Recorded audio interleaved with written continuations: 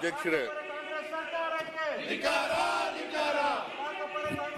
ನಾನು 24/2024-25ಕ್ಕೆ ಸನ್ಮಾನ್ಯ ಅಧ್ಯಕ್ಷರೇ, ಸದನದ ಮೊದಲ ದಿನನೇ ನಾನು ಹೇಳಿದೆ ರಾಜ್ಯದಲ್ಲಿ ಕಾನೂನು ಸುವ್ಯವಸ್ಥೆ ಇಲ್ಲ ಅಂತ ಹೇಳಿದೆ. ನಾನು ಸರ್ಕಾರ ಅವತ್ತೇ ಸೀರಿಯಸ್ ಆಗಿ ಕಾಣಿದ್ರೆ ಈ ಘಟನೆನೇ ನಡೀತಾ ಇರಲಿಲ್ಲ. ಎಚ್ಚರಿಕೆ ನಾವು ಗಂಟೆ ಆದ್ಮೇಲೆ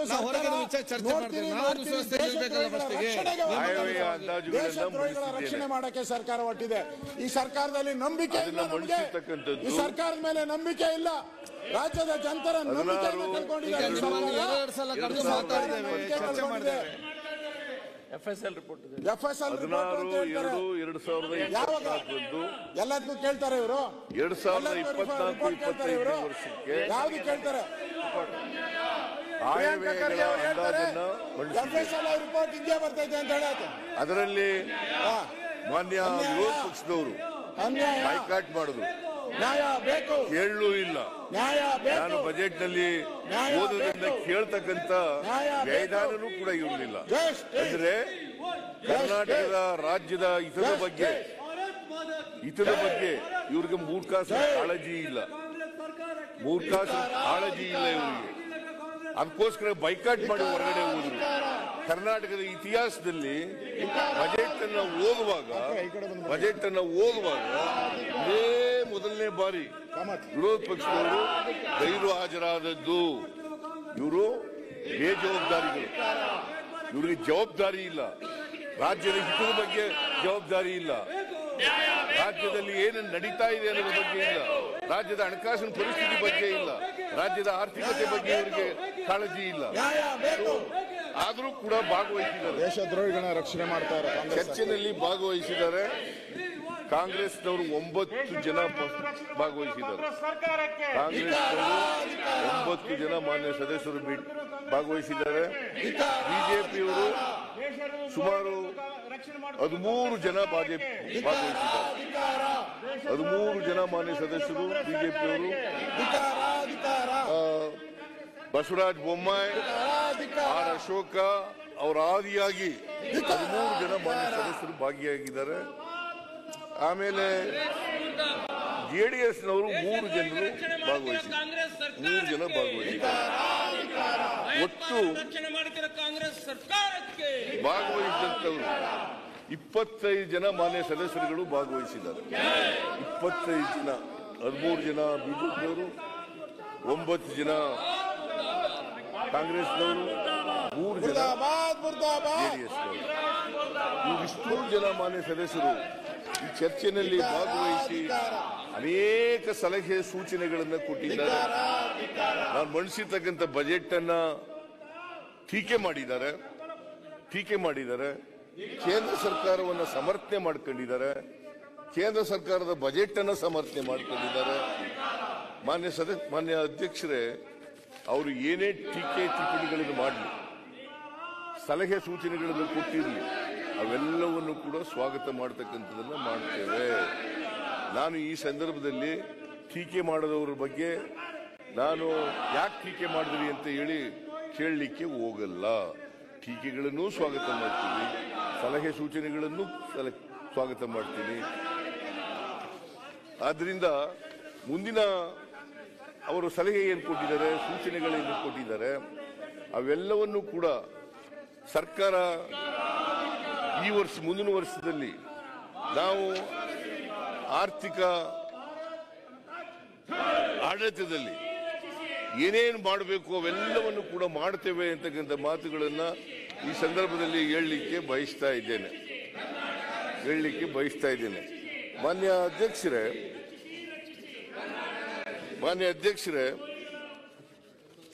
2024-25ನೇ ಆಯವ್ಯಯದಲ್ಲಿ ಒಟ್ಟು ಬಜೆಟ್ ಗಾತ್ರ ಮಂಡಿಸಿರ್ತಕ್ಕಂಥದ್ದು 3,71,383 ಕೋಟಿ. 3,71,383 ಕೋಟಿ. ಇದರಲ್ಲಿ ರಾಜಸ್ವ ವೆಚ್ಚ ರಾಜಸ್ವ ವೆಚ್ಚ 2,90,531 ಕೋಟಿ. ರಾಜಸ್ವ ವೆಚ್ಚ 2,90,531 ಕೋಟಿ. ಬಂಡವಾಳ ವೆಚ್ಚ ಯಾಕಂದ್ರೆ ಮಾನ್ಯ ವಿರೋಧ ಪಕ್ಷದವರು ಮಾತನಾಡಿದ್ದಾರೆ, ಅಭಿವೃದ್ಧಿ ಶೂನ್ಯ ಗ್ಯಾರಂಟಿ ಯೋಜನೆಗಳಿಗೆ ಹಣ ಒದಗಿಸಿಬಿಟ್ಟಿರೋದ್ರಿಂದ ಕರ್ನಾಟಕದ ಅಭಿವೃದ್ಧಿ ಆಗಲ್ಲ ಅಂತಕ್ಕಂಥ ಮಾತುಗಳನ್ನು ಹೇಳಿದ್ದಾರೆ. ಆದರೆ ನಾವು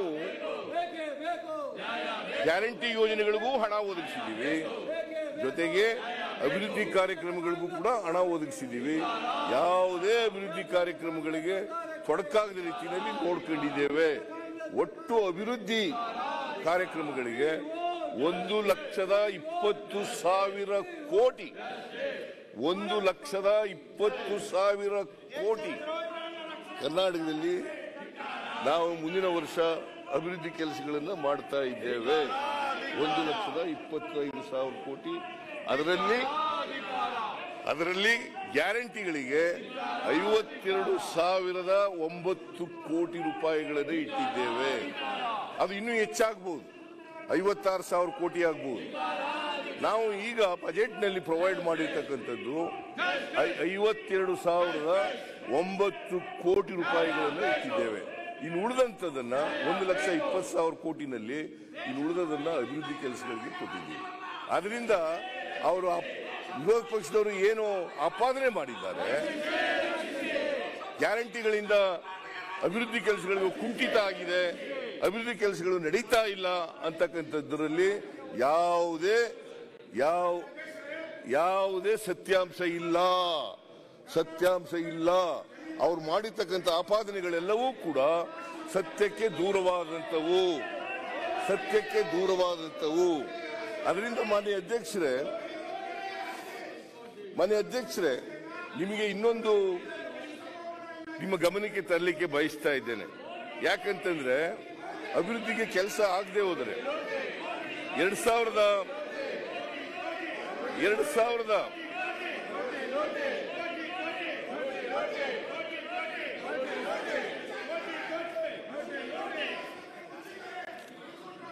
7/2 ಮಾನ್ಯ ಬಸವರಾಜ ಬೊಮ್ಮಾಯಿ ಅವರು ಹಿಂದಿನ ಸರ್ಕಾರ 23-24 ಚುನಾವಣಾ ಬಜೆಟ್ ಅನ್ನ ಮಂಡಿಸಿದ್ದಾರೆ. ಚುನಾವಣಾ ಬಜೆಟ್ 7/2/2023 ಅವತ್ತು ಮಂಡಿಸಿದಂತದ ಬಜೆಟ್ ಗಾತ್ರ 3,09,182 ಕೋಟಿ. 3,09,182 ಕೋಟಿ.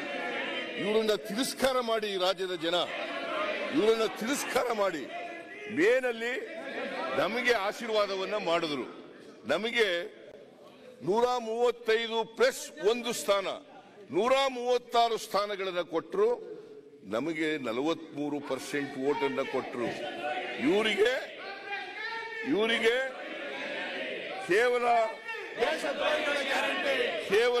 36% ಮಾತ್ರ ಕೊಟ್ಟು ಇವರು ಅಧಿಕಾರದಲ್ಲಿದ್ದರು. 3 ವರ್ಷ 10 ತಿಂಗಳು ಅಧಿಕಾರದಲ್ಲಿದ್ದರು. ಇವರನ್ನ ಈ ರಾಜ್ಯದ ಜನ ತಿರಸ್ಕಾರ ಮಾಡಿರೋದು. ಇವರ ನಡವಳಿಕೆಗಳಿಂದ, ರಾಜ್ಯನೆಲ್ಲ ಲೂಟಿ ಹೊಡೆದರಿಂದ, ಭ್ರಷ್ಟಾಚಾರ ಮಾಡದ್ರಿಂದ, 40% ಭ್ರಷ್ಟಾಚಾರ ಮಾಡದ್ರಿಂದ ಜನ ಇವರನ್ನ ತಿರಸ್ಕಾರ ಮಾಡಿ ವಿರೋಧ ಪಕ್ಷದಲ್ಲಿ ಕೂಡಿಸಲಿಕ್ಕೆ ಮಾಡಿದ್ರು.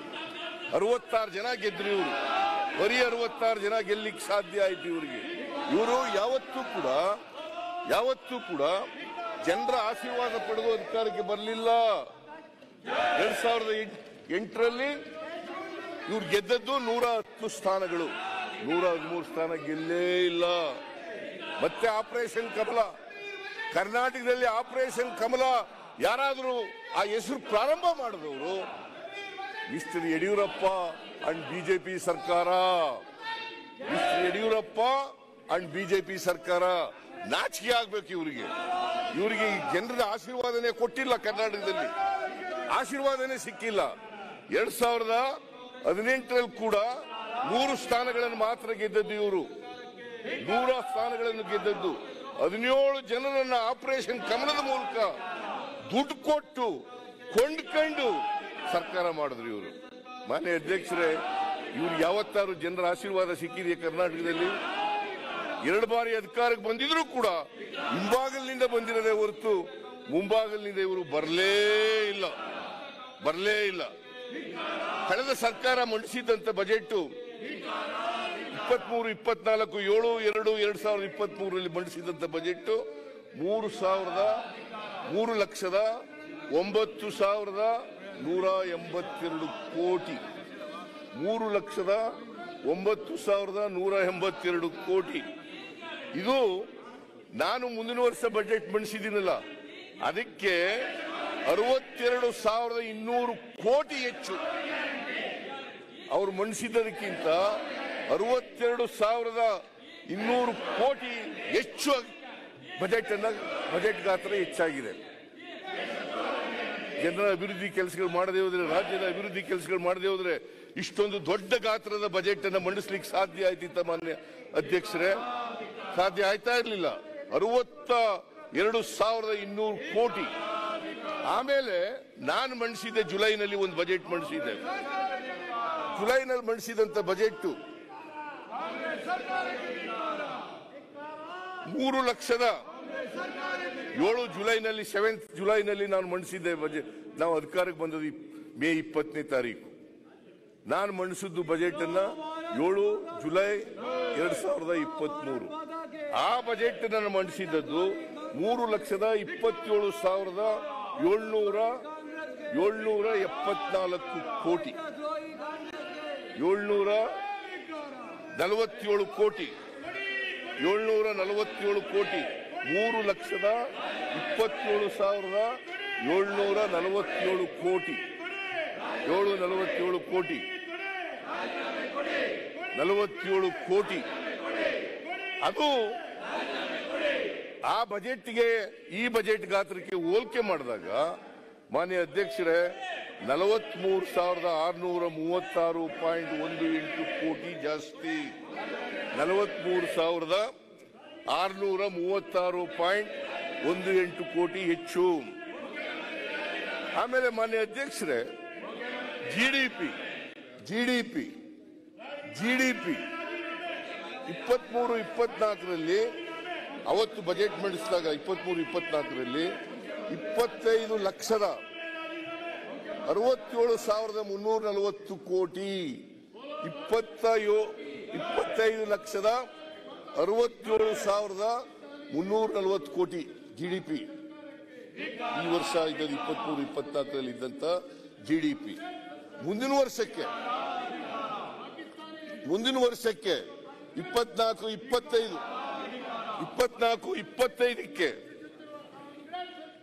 ಮಾನ್ಯ ಅಧ್ಯಕ್ಷರ ಜಿಡಿಪಿ ಎಷ್ಟಾಗ್ತದೆ ಅಂತಂದ್ರೆ 28,09,063 ಕೋಟಿ. 28,09,063 ಕೋಟಿ. ಆದರೆ 2,41,723 ಕೋಟಿ ಹೆಚ್ಚು. 2,41,723 ಕೋಟಿ ಹೆಚ್ಚು. ಸೊ ಜಿಡಿಪಿನೂ ಕೂಡ ಬೆಳವಣಿಗೆ ಆಗಿದೆ, ಬಜೆಟ್ ಗಾತ್ರನೂ ಕೂಡ ಬೆಳವಣಿಗೆ ಆಗಿದೆ. 23-24ನೇ ವರ್ಷದಲ್ಲಿ ಏನೂ ಅಭಿವೃದ್ಧಿ ಮಾಡಿಲ್ಲ ಅಂತಕ್ಕಂಥ ಹೇಳ್ತಕ್ಕಂಥ ಮಾತುಗಳಿದಾವಲ್ಲ, ಬರೀ ಸುಳ್ಳು. ವಿರೋಧ ಪಕ್ಷದವರು ಮಾಡಿರ್ತಕ್ಕಂಥ ಆಪಾದನೆ ಯಾವುದೇ ತಿರುಳಿಲ್ಲ. ಅದರಿಂದ ನಾವು ಅಭಿವೃದ್ಧಿ ಕೆಲಸಗಳನ್ನು ಕೂಡ ಮಾಡಿದ್ದೀವಿ. ಇವತ್ತು ಮಾನ್ಯ ಅಧ್ಯಕ್ಷರೇ ಕಲ್ಯಾಣ ಗ್ಯಾರಂಟಿ ಯೋಜನೆಗಳು ಈ ಗ್ಯಾರಂಟಿ ಯೋಜನೆಗಳಿಗೆ ಈ ವರ್ಷ ಸುಮಾರು 36,000 ಕೋಟಿ ರೂಪಾಯಿಯನ್ನು ಖರ್ಚು ಮಾಡಿದ್ದೀವಿ. ಈ ವರ್ಷ ನಾವು ಶಕ್ತಿ ಯೋಜನೆ ಗೃಹ ಜ್ಯೋತಿ, ಅನ್ನಭಾಗ್ಯ, ಗೃಹಲಕ್ಷ್ಮಿ, ಯುವ ನಿಧಿ ಈ ಕಾರ್ಯಕ್ರಮಗಳಿಗೆ ಸುಮಾರು 36,000 ಕೋಟಿ ರೂಪಾಯಿಗಳನ್ನ ಈ ವರ್ಷ ಖರ್ಚು ಮಾಡ್ತಾ ಇದ್ದೀವಿ. ಮುಂದಿನ ವರ್ಷಕ್ಕೆ ಬಜೆಟ್ನಲ್ಲಿ 52,900 ಕೋಟಿ ರೂಪಾಯಿಗಳನ್ನು ಇಟ್ಟಿದ್ದೇವೆ. ಅದರಿಂದ ನಾವು ಈ ವರ್ಷನೂ ಕೂಡ ಖರ್ಚು ಮಾಡಿ ಮುಂದಿನ ವರ್ಷಕ್ಕೂ ಕೂಡ ಹಣ ಇಟ್ಟಿದ್ದೀವಿ. ಜೊತೆಗೆ ರಸ್ತೆ, ಶಿಕ್ಷಣ, ಆರೋಗ್ಯ, ರಸ್ತೆಗಳು, ಬ್ರಿಡ್ಜ್ಗಳು, ಶಾಂತಿ ಸುವ್ಯವಸ್ಥೆ ಮಾಡಲಿಕ್ಕೆ ಇವೆಲ್ಲಕ್ಕೂ ಕೂಡ ಎಲ್ಲ ಅಭಿವೃದ್ಧಿ ಕೆಲಸಗಳನ್ನು ಕೂಡ ಮಕ್ಕಳು, ಯಜಮಾನರು, ವಯಸ್ಸಾದವರು ಇವೆಲ್ಲರಿಗೂ ಕೂಡ ನೋಡ್ಕೊಳ್ತಕ್ಕಂಥ ಕೆಲಸವನ್ನು ಮಾಡ್ತಾ ಇದ್ದಾರೆ. ಮಾನ್ಯ ಸಭಾಧ್ಯಕ್ಷರೇ, ಇವ್ರ ಕಾಲದಲ್ಲಿ ಏನೂ ಅಭಿವೃದ್ಧಿ ಮಾಡಲಿಲ್ಲ, ಬರೀ ಲೂಟಿ ಹೊಡೆಯೋದಷ್ಟೇ, ಏನೂ ಅಭಿವೃದ್ಧಿ ಮಾಡಲಿಲ್ಲ.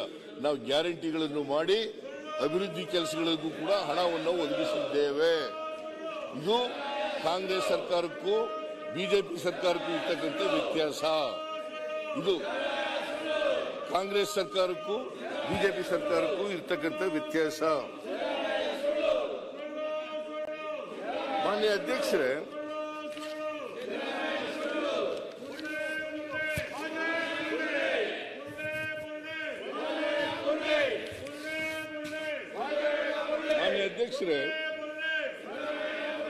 ಮಾನ್ಯ ಈ ಎಲ್ಲ ಪತ್ರಿಕೆಯವರು, ಟಿವಿಯವರು, ನಾನು ಬಜೆಟ್ ಮಂಡಿಸಿದ ಮೇಲೆ